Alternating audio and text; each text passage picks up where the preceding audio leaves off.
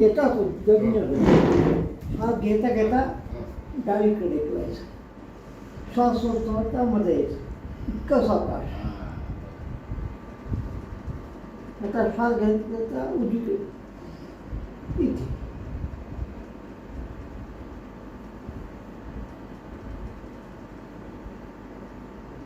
खूप सुंदर आहे बघा, इतकं सोपे काय काय जे आहे. आणि हे जर केलं की पोटाच्या एका टोकापासून दुसऱ्या टोकापर्यंत सगळं दाबलं जातं.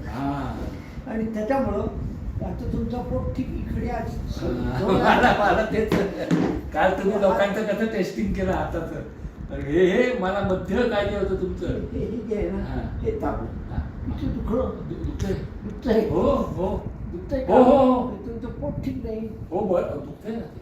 होय काय नाही? हो दुखतंय. हो नाहीये. हो हो दुखतंय. हो म्हणजे ठीक नाहीये तुमचं म्हणणं, नाहीये, दुखायला नाही पाहिजे ते असं तुम्ही एक दिवस करत बघा, दुसऱ्या दिवशी तुम्ही याच ते कमी होईल. की पोट तुमची बेल्टचे 2 बटणं एका दिवसात कमी होते, एका दिवसात. बघा हे जे आहे ना हे, आणि काका ह्याचं तुम्ही मला सांगितलं हे जे आहे ना, नाही हे आता हे आधी हे की दुखलं. आता तुम्ही दबा मला खूप दबा, सगळी ताकद लावा. बापरे, दबा दबा, काय होणार नाही. हेच मी काय काय दिस इज नो ॲज हे सगळं लोकांना कळलं पाहिजे. इंग्रजीमध्ये त्याला म्हणतात नर्वस सिस्टीम.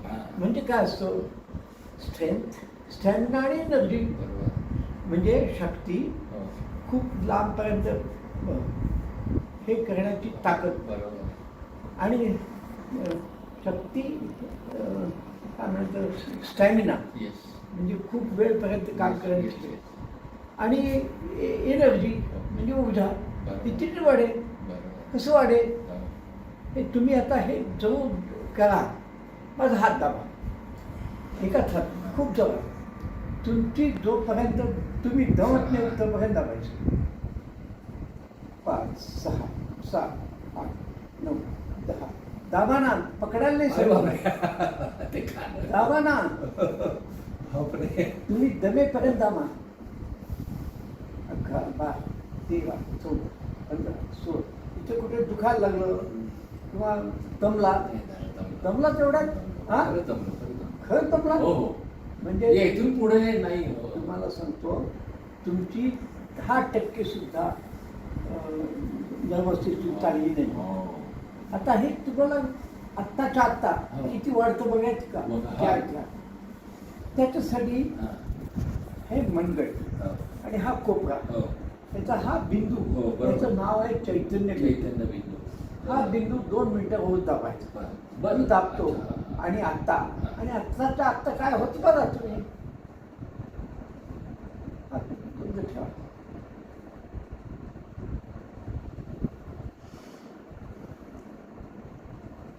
एक थोड्या वेळामध्ये इथे बोटाला मुंग्या यायला लागतील, हा त्याला हा तडजोड होईल.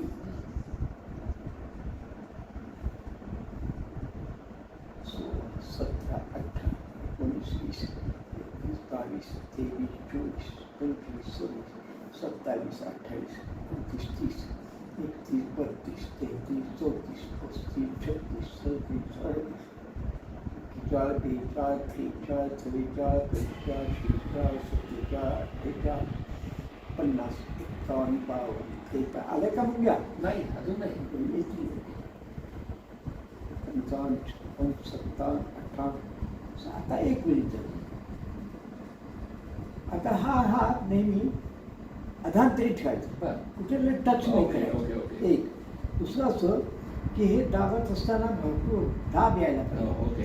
दाबायचं सोडायचं, आपणच दाबायचं नाही दुसऱ्या हाताने, खाली वर म्हणजे सोडायचं नाही, सोडायचं, दाबून ठेवायचं. म्हणजे काय होईल, आता कळेलच तुम्हाला. 21 22 23 24 25 26 27 28 31 32 33 34 35 36 37 38 41 42 43 44 45 46 47 51 52 53 54 55 56 57 59 60. काय झालं, नाही फक्त जोरात हो, पाहून. हो. ते जोरात पाहून आलं की हो, नाही आलं. आणि आता दाबा हात आता जाऊ. ग्रीप वाढली का प्रश्नच नाही वाढली का हो, दुप्पट झाली जवळ. तर आपण ठेवा 7, 8, 9, 10, 11 आधीच सांगतो आता मग काही 16 अंकात तुम्ही हो पहिल्यांदी 15, 16, 17, 18, 19, 20, 21, 22, 23, 24, 25, 26, 27, 28, 29, 30, 31, 32, 33, 34, 35, 36, 37, 38, 41, 42, 43, 44, 45, 46, 47, तुम्ही दमेपर्यंत 50, 16 ते 50 झाले एका दिवसात. एका दिवस एका याच्यामध्ये एका आणि ते हे नित्य निर्माण केलं होतं. तर याचं वैशिष्ट्य असं आहे की तुम्ही 18 तास काम करा दौडणं शक्य नाही. म्हणजे स्टॅमिना वाढतो, स्ट्रेंथ वाढते आणि एनर्जी वाढते, स्पीड वाढतं. हे असं खूप छान. हे असं याचा उपयोग होतो. आता काय करायचं, हे जे हात आहे ना हा, डाव्या हाताने हा. ह्या उजव्या हाताचा अंगठा आणि तर्जनी हा. याच्यातला मधला भाग असतो. रोज सकाळी उठून बरोबर दाबवतो. अच्छा ओके. याचं नाव आहे सर्व व्याधी विनाशक बिंदू. हा बिंदू आहे. हो बिंदू आहे. आपल्या शरीरामध्ये डोक्यापासून खालपर्यंत 108 मर्मबिंदू हो, आहे. हो, बरोबर आहे. आणि आपण म्हणतो मराठीत मर्मावरती बोट ठेवू हो, नका. ठेवू नका. तर ते- पण ठेवा. ठेवा हा, म्हणजे बरोबर आहे. दुखणार निश्चित, पण जो रोग आहे तो बरा होणार. बरोबर आहे. किंवा रागा रोग होणारच नाही. हे इकडं आणि इकडं दोन्हीकडे. इकडे इथे असं नाव आहे हो सकाळी उठल्याबरोबर दाबतो. पूर्वी अशी पद्धत होती की हे दाबायचं सकाळी उठल्याबरोबर हे दाबा. चांगलं होतं की नाही.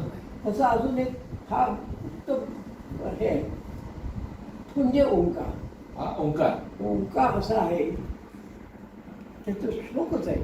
ओंकार बिंदू संयुक्त नित्यम ध्यायन्ति पंडितः कामदहा मोक्षदहा चैव ओंकाराय नमो नमः असं म्हटलेलं आहे. दुसरा पाठ त्याचा असा आहे ओंकार बिंदू संयुक्त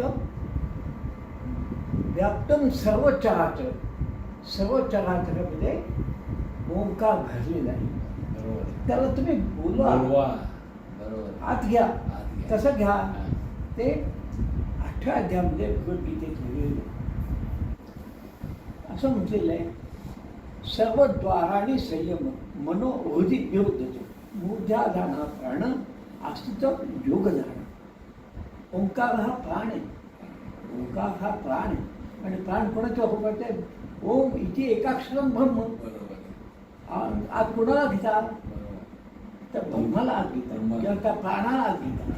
ओंकार बिंदू शब्द तर पुढे आहे त्याच्या पुढचंच नाही अनन्य चेत हा सततम योमा स्मरती दिशा. ओंकाराचं स्मरण रोज करायचं का हो. नित्य काय अनन्य चेत सततम योमा स्मरती तस्याह सुलभार्थ नित्ययुक्त स योगिदा. त्याचा उपयोग योगिना होत असतो. म्हणून ते का पुढे असंही म्हटलेलं आहे त्या आत्म्याला जर असं वाटत असेल की मला पुन्हा हा देह नको आहे हा.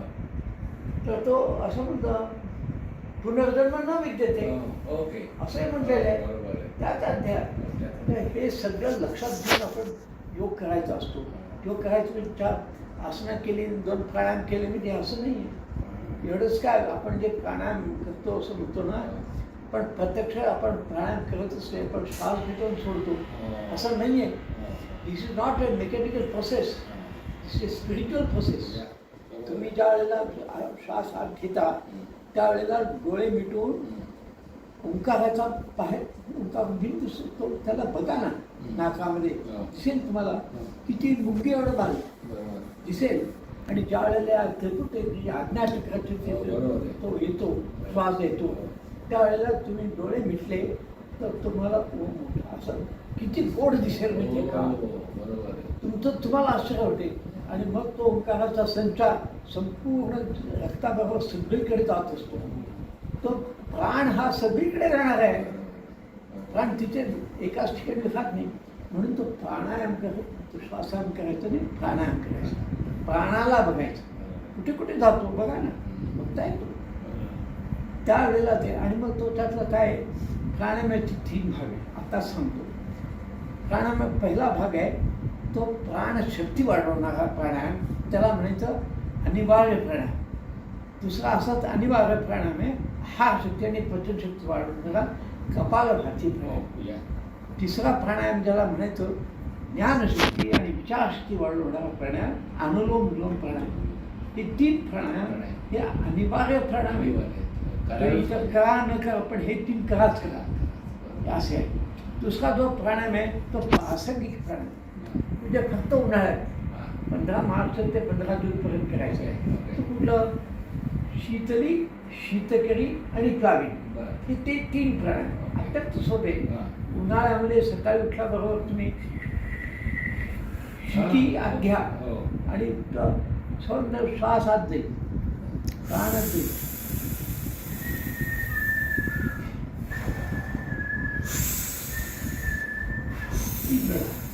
शीतकरी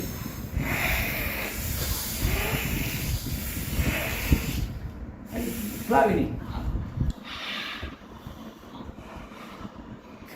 कसा सध्या गाहून जातो.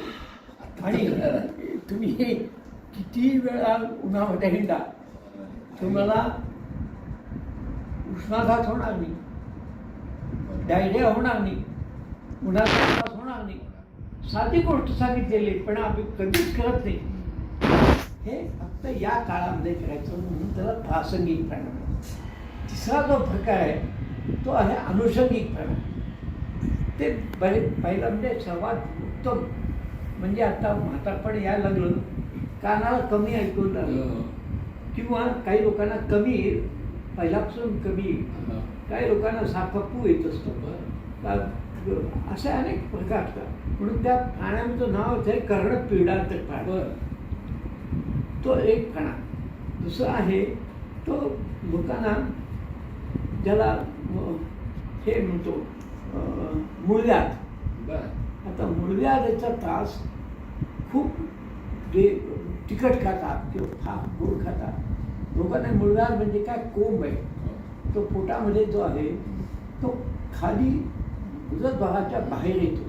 कधी आतच चलतो पण भयानक इतकी कळ येते की म्हणून त्याला काय करायचं तर याचं बाह्य प्राणायाम. बाह्य प्राणायाम म्हणजे काय, श्वास जोरात सोडायचा आणि आपल्या नाभीच्या खालचे सगळे स्नायू वरती खेचून घ्यायचे, गुदद्वार बंद करून बसायचं. मूळव्याध, मूलाधार चक्र आणि मूलाधार चक्र आणि मूलबंध हे एकमेकाशी निगडीत आहे. म्हणजे काय, आपला अष्टचक्र आहे त्याच्यातला सर्वात खालचा चक्र जो आहे तो मूलाधार चक्र. आधार मुळामध्ये मिळाला आधार तो कुठे असतो, माकडाला.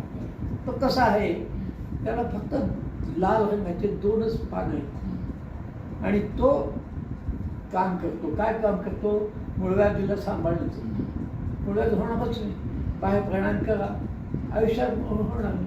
हो तसे आत्ता एवढ्यात मी अनेकांना बघत गेले केसातून मूळव्याध 10 वेळा करायचं. श्वास घ्यायचा, जोरात चढायचा,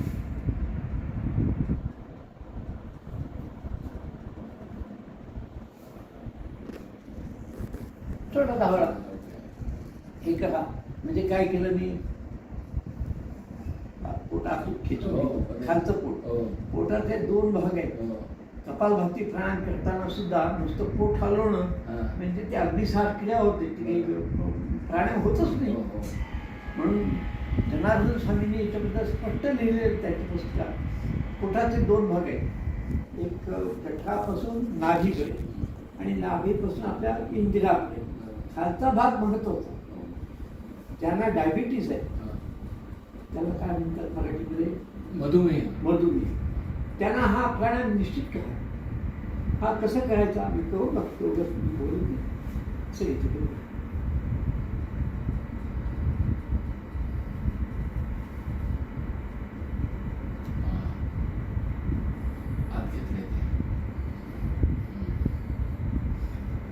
हा प्राणायाम करायचा. किती वेळा करायचा, ज्यांना डायबिटीस आहे त्यांनी 900 वेळेला करायचा.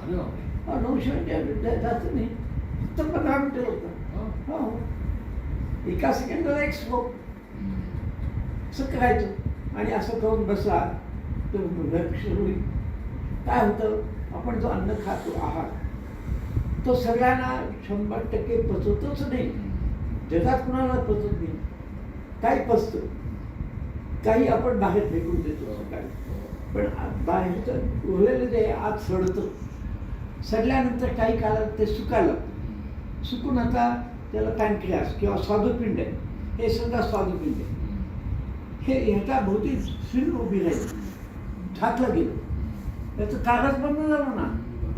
तुम्ही औषध घेऊन काय उपयोग, काय नाही, घातलं तर तुम्हाला असं वाटतं, असं होत नाही.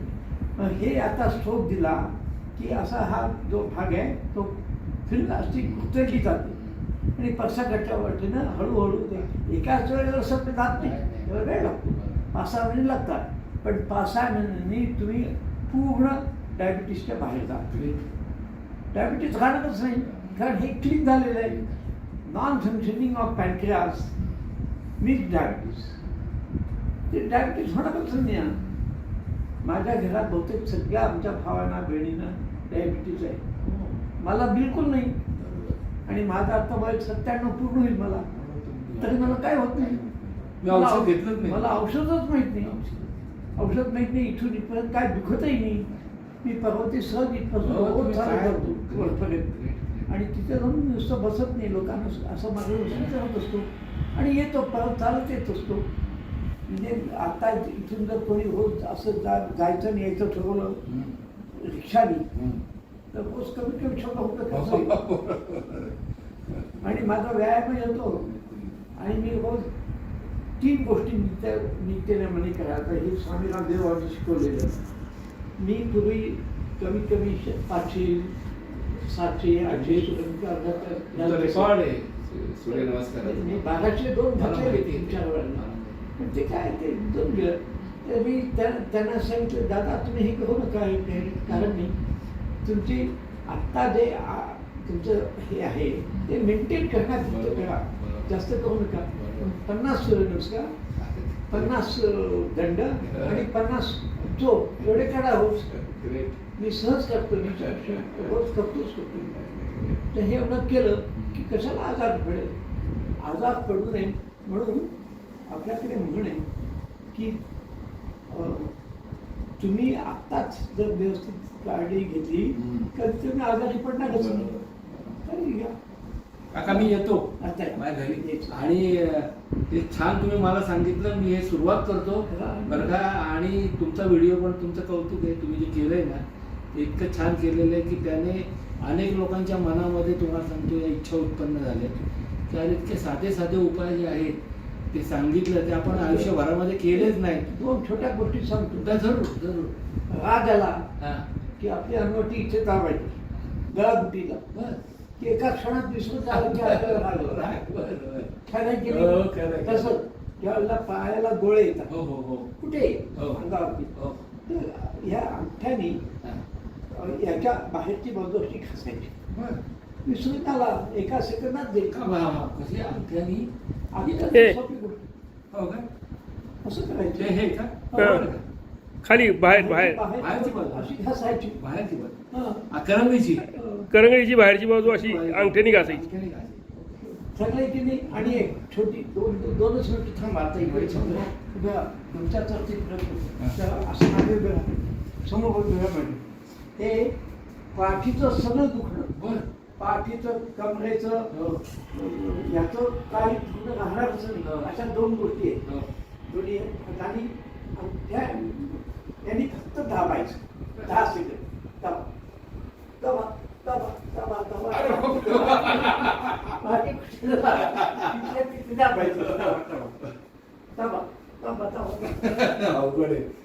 असं करायला आपण भिंतीला करायचं.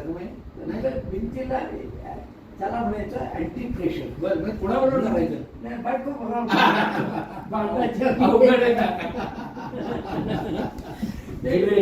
तुम्ही 98 वर्षी सुद्धा मनापासून मला हसवलं तुम्हाला. असं हात करा आणि सगळ्यांनी करायचं. आणि हे सुद्धा पोटसाठी आहे. ओ असं मागे मान गेली पाहिजे. ओम ओम ओम खूप छान. ओम. हे 10 वेळा करायचं. हो अरे तुम्ही राहणारच नाही. करणार सुरुवात केली आता जातो. आजपासूनच केली आणि उद्यापासून